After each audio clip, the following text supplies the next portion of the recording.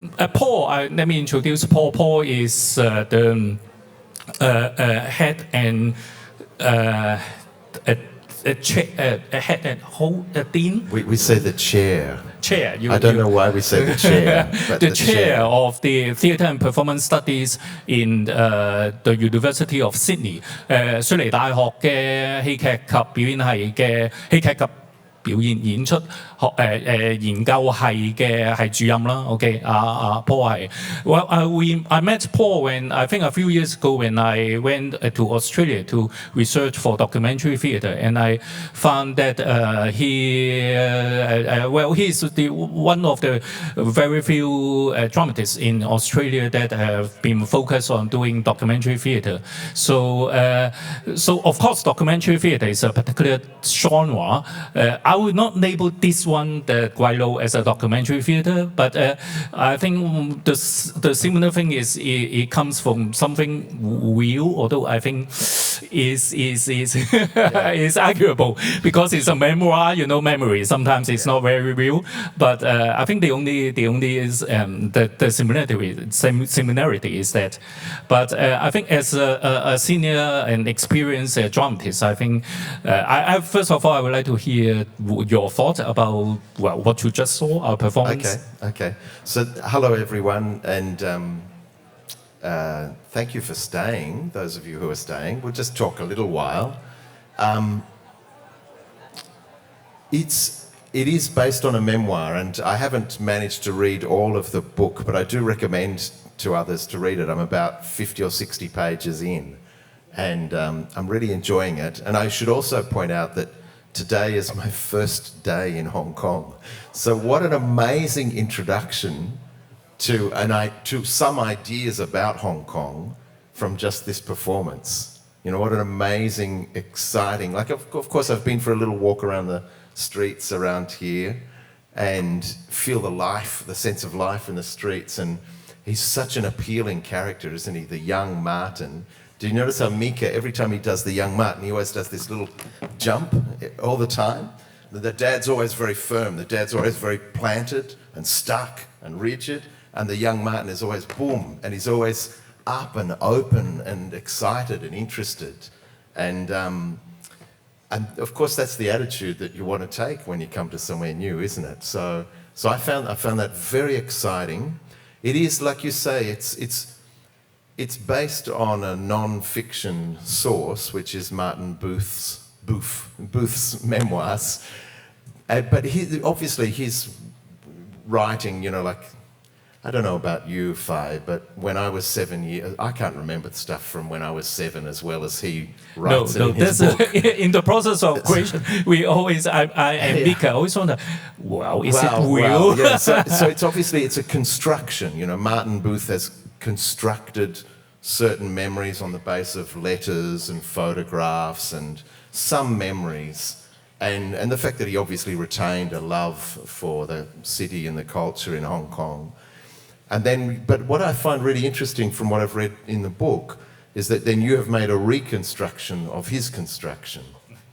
So obviously his book is written in the first person, and it's very much his view of what's happening. And then you've kind of, as a person from Hong Kong, you've kind of flipped things around a little bit to interrogate, because, you know, he's not above using certain cliches and stereotypes, and so you kind of serve up some of those cliches and stereotypes to allow us to kind of ask, are we comfortable with them, or are they too cliched? Do we need to find the truth that's behind that? So I notice again, Mika, I'm sorry he's not here on stage, but he deserves his rest. But his physical work is so precise and so clear in the performance. So when he plays the character Ching, so stiff, so formal. And when he plays Akin, so loose and mobile. And each of those characters, you feel like they're a stereotype, but they're not so stereotyped that there isn't a truth behind them. And you start to, I think that's a very subtle thing. I think the other thing, your set designer, I don't know if it's you yourself or is it? No. Okay. It's a wonderful set designer. Your set designer's done a very beautiful job. One of the things that stands out to me is the everything's got a curved edge. Yes. Almost everything. You know, this table has a curvature. The screens, the chair, the trolley, things are on wheels, things move. It's so good for a memory play to create that sense of, we don't have straight edges. We don't have clearly defined marks. Things are a little bit loose. Things have to find their place.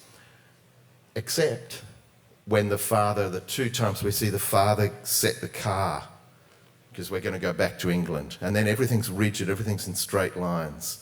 You know, and so there's little things like this that I think are very delightful in your production, where we get this... Thank you. Yeah, just this beautiful sense of... you allow us to experience the joy that obviously this young Martin experienced. Yeah. Mm. Yeah, I think that's the one thing, the major thing when we create a play. It's also in the very beginning I thought it would be a one-man show because I think it's justifiable. Well, it's a one-man show, but of course it's not a one-person. It's not a one-character show. You know, it's so delightful to see Mika running through all those changes. The stage felt so populated, didn't it, for us as audience? It felt like we had, you know, a whole world on stage.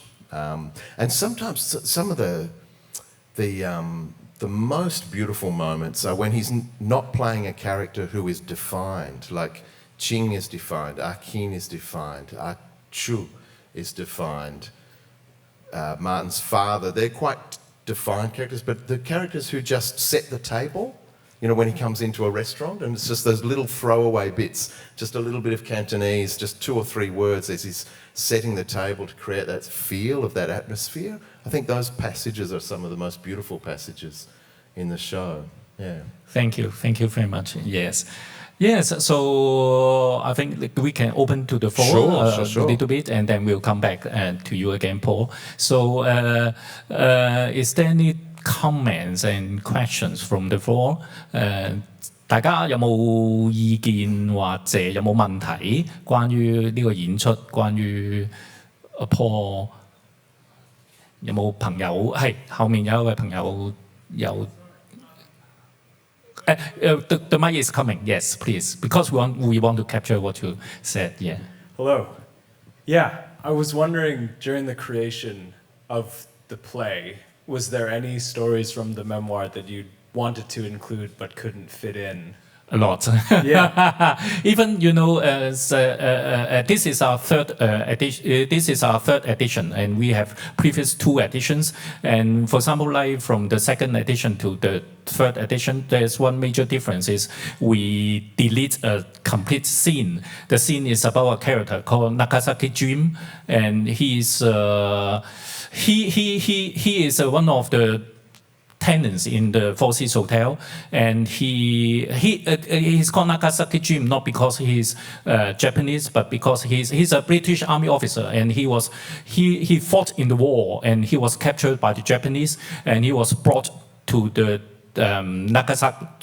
he was brought to Nagasaki and as slaves, and so he saw the atomic bomb, and somehow I think this traumatic experience that left him. It's a trauma for him, and he became when Martin got to know him, he became a little bit psychic and was known to be a pedophile. So all the other staff like Cheng warned Martin that you should not go near him. Of course, for Martin, he will go. when you warn Martin not to go near Nagasaki Jim, he will go. And we did have one whole scene about this character, but the show is too long. We find that it's a bit too demanding for the audience and also for Mika. And if we include that scene, it will be nearly 2 hours, and it's a little bit too much for you and also Mika. So we also find that it may not be it's interesting, but it may not be too relevant for the whole story. for the storyline, so that we have to sacrifice this character. So as I say, there are a lot of, and even in the beginning when we developed this play, we have developed about 20 to 30 short episodes, and then from these 20 to 30 episodes, we pick some things that really interesting, and also it can be brought together as a story. So there are a lot that we have to sacrifice, in fact. Thank you. And any other questions or comment, you're most welcome. 有冇朋友仲有嘢問呢？Yes。想知你同個演員係點樣識啊？對唔住，演員同個演員係點樣？你同佢點樣識嘅？ This audience member asked how I got to know him, how I got to know Mika. Well, in fact, it is not the first collaboration between us. We first collaborated on a translated play by an American author, by an American playwright, David Henry Huang. He's written a play called The Yellow Face, and he uses his own experience as an American-born Chinese, and there's a character in that play, a very funny, very interesting character. The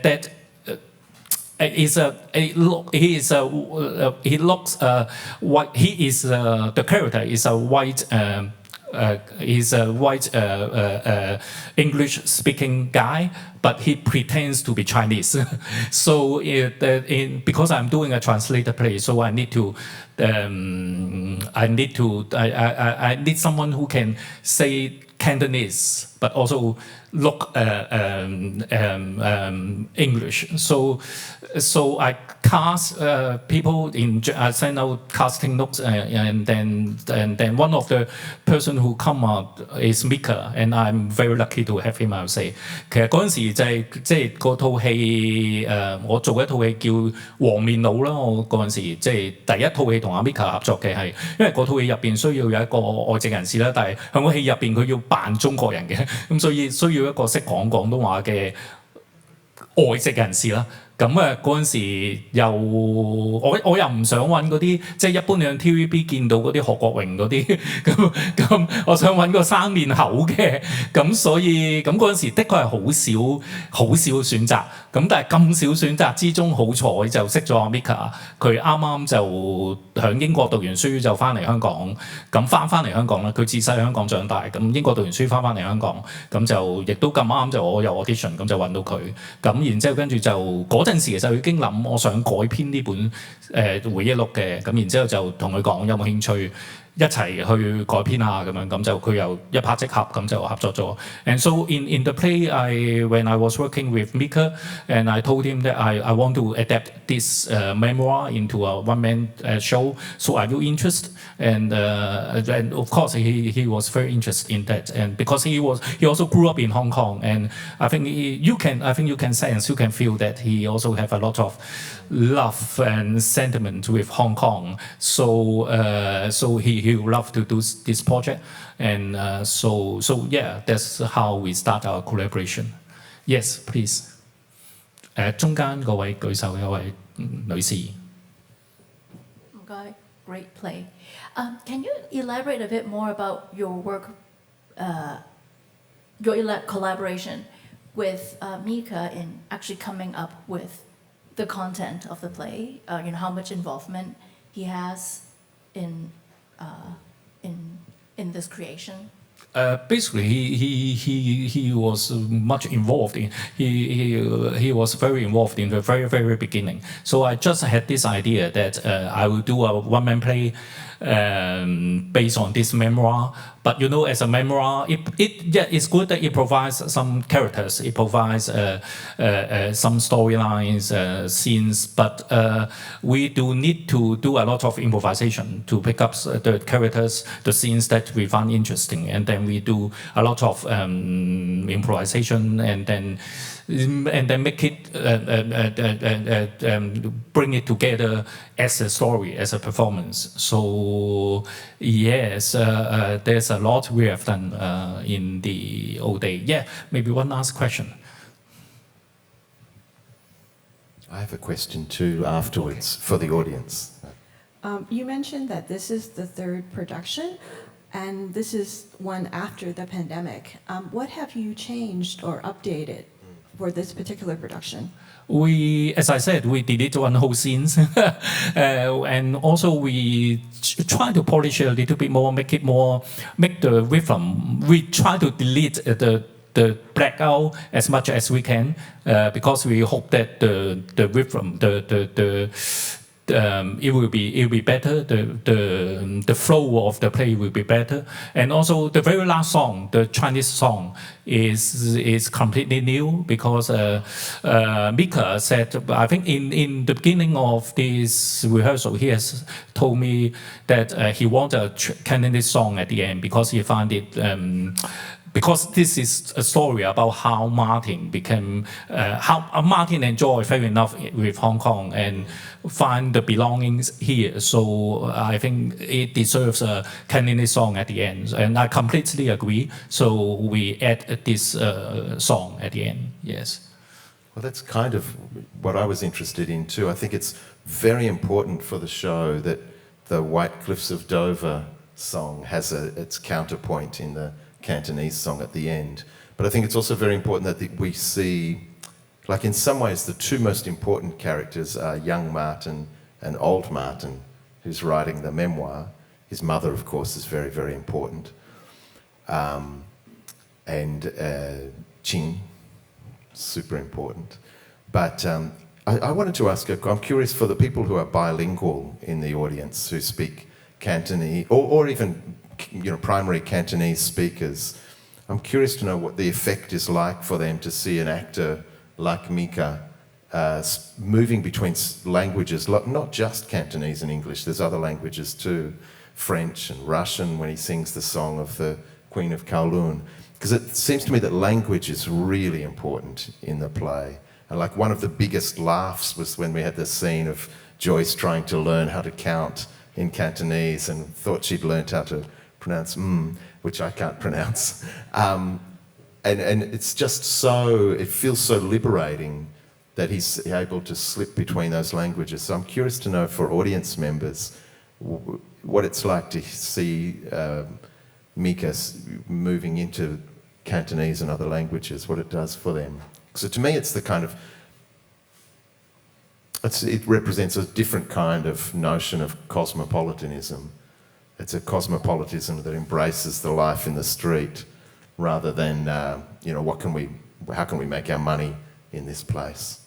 A kind of top-down cosmopolitanism. But I'm curious to what it's like for people in the audience, who are Cantonese speakers, to hear Mika speaking Cantonese so fluently. I think it's one of the funniest things in the play that you hear Mika can. I think it's also one that is one of his good talents to be able to switch between languages so comfortably.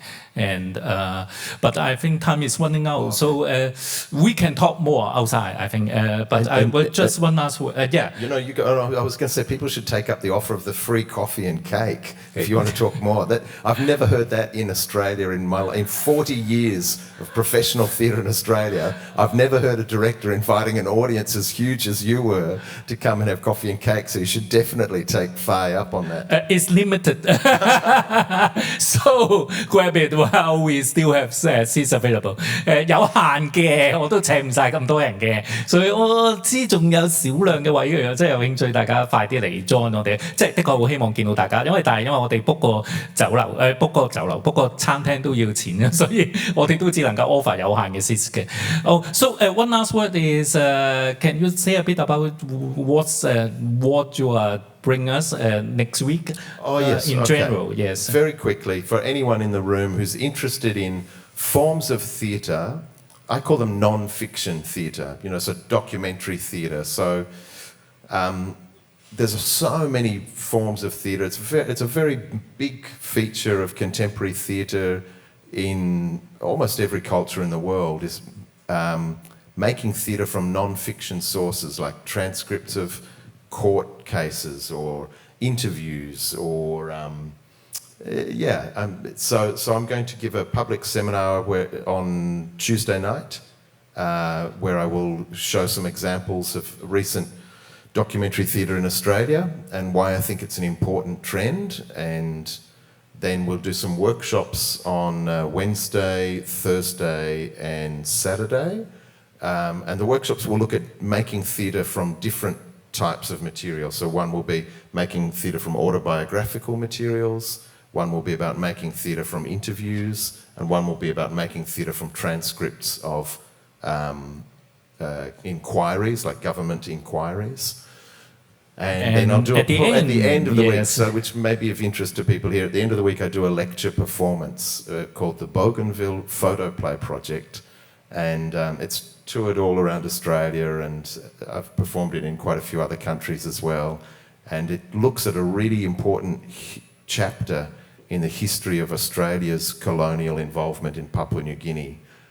Not one that shows Australia in a very favourable light, I have to say, but it's also an act of memory because my father happened to be in that part of Papua New Guinea. So that was the other thing that I was very touched when I read Martin Booth's. He opens by saying he's writing this story near the end of his life, and because his father, he didn't get stories from his mother before she died, and I think about that a lot too. My father travelled to Papua New Guinea. I never got to talk to him about it, but then 40 years later, I made my own visits to this part of Papua New Guinea, and I met people that my father operated on. He was a doctor, and that was a pretty powerful thing. Yeah. So yeah, come and see a show if you want at the end of the week. The details are outside in the foyer.